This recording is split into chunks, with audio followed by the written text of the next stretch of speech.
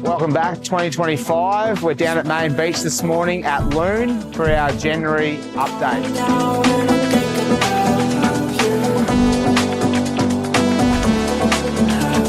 At the moment on site, we've got the glazier coming through doing the windows and doors on the ground level.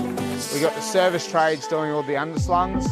We got the CMP contractor loading up behind me today, all the petition framing.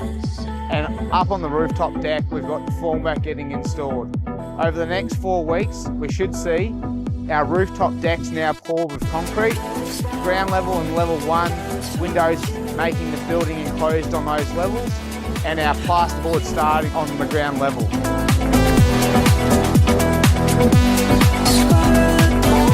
We're so excited to get the remaining 3 sold and hand over to our awesome buyers in June 2025.